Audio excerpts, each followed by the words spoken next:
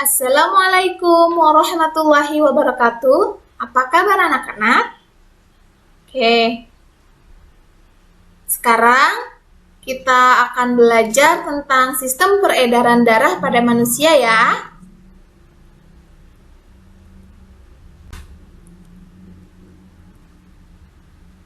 Nah, ada yang tahu apa itu fungsi darah? Ya, darah berfungsi untuk mengangkut dan mengedarkan sari-sari makanan serta mengangkut oksigen ke seluruh tubuh. Darah ini memiliki berbagai macam jenis. Yuk kita simak. Ada bagian padat dan ada bagian cair. Darah bagian padat terdiri dari sel darah merah atau eritrosit, sel darah putih leukosit, keping darah trombosit, dan bagian cair ada plasma darah.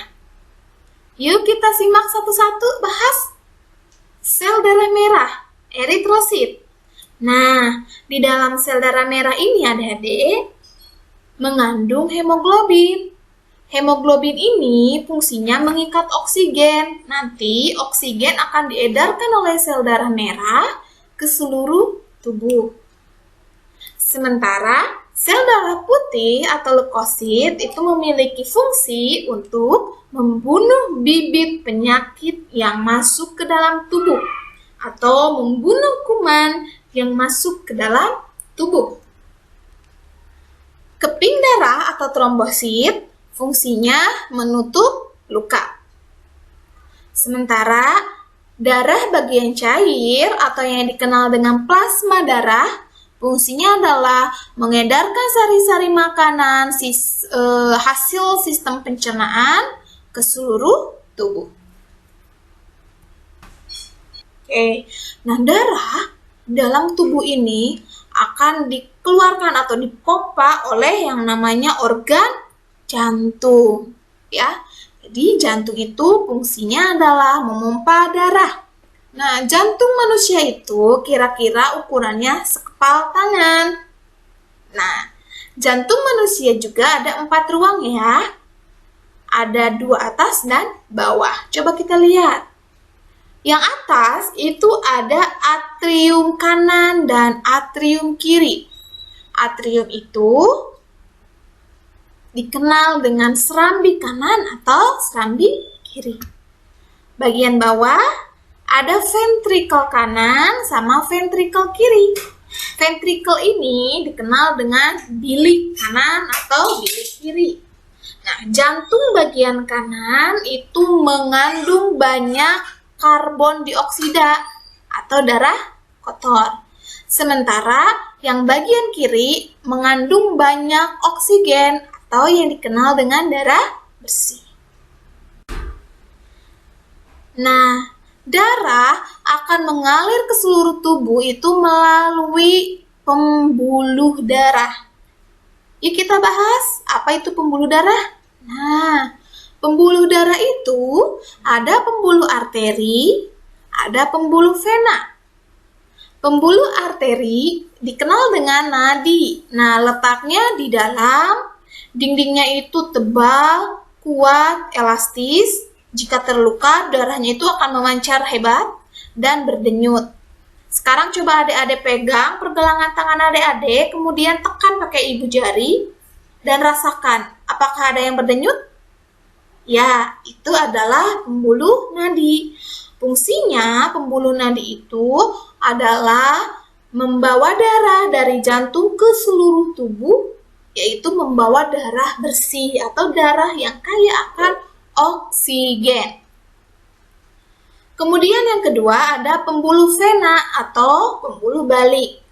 Nah, pembuluh vena letaknya di permukaan di bawah kulit. Coba adik-adik lihat tangannya.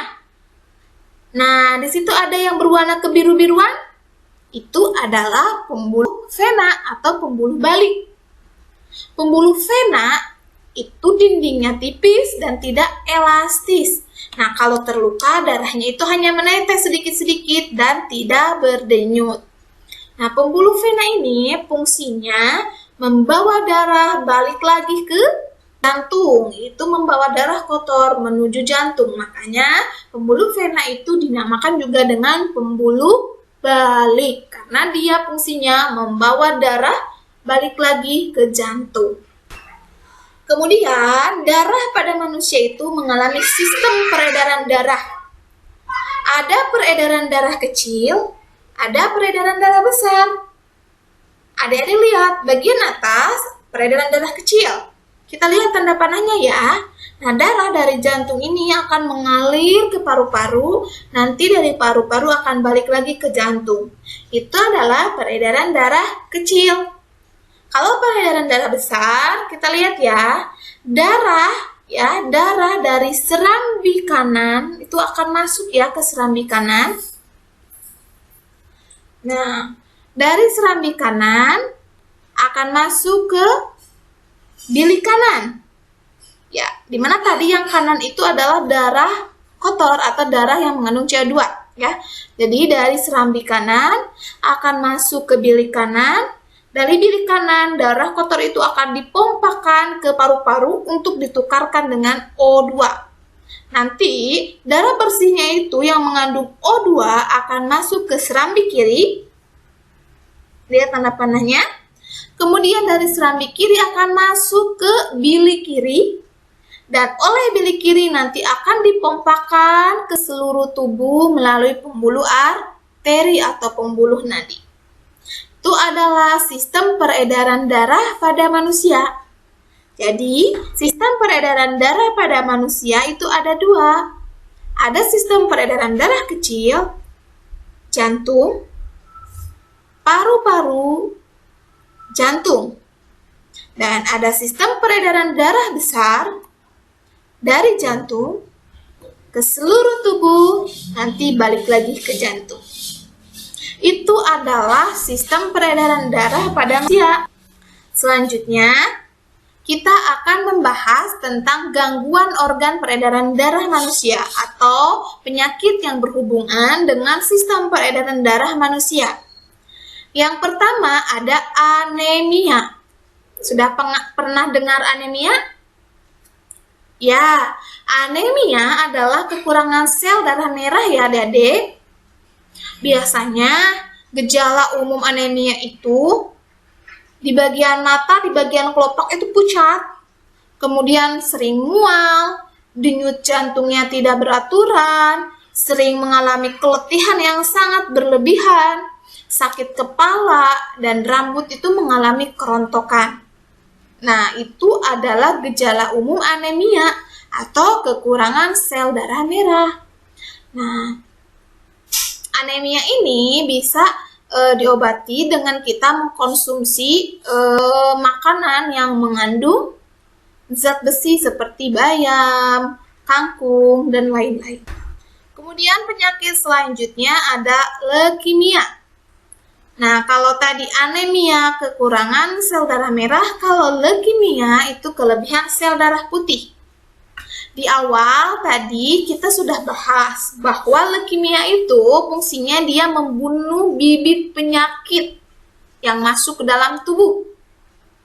Tapi jika produksinya dia berlebih atau kebanyakan, maka sel darah putih itu akan memakan yang baik juga. Contohnya dia akan memakan sel darah merah sehingga bisa menyebabkan manusia mengalami gangguan leukemia ya atau penyakit leukemia atau yang dikenal dengan kanker darah. Kemudian selanjutnya ada yang dinamakan dengan darah tinggi atau hipertensi. Nah, darah tinggi itu penyakit yang disebabkan karena tekanan darahnya itu di atas normal ya, itu darah tinggi. Kemudian selanjutnya ada jantung koroner. Kalau jantung koroner biasanya karena kebanyakan mengkonsumsi makanan yang berlemak dan berkolesterol tinggi. Karena jantung koroner itu adalah penyumbatan pada pembuluh darah ke jantung disebabkan penumpukan kolesterol. Itu adalah salah satu penyakit organ peredaran darah manusia. Masih banyak lagi organ peredaran darah manusia. Adik-adik bisa cari sendiri dan pelajari sendiri ya. Terima kasih. Assalamualaikum warahmatullahi wabarakatuh.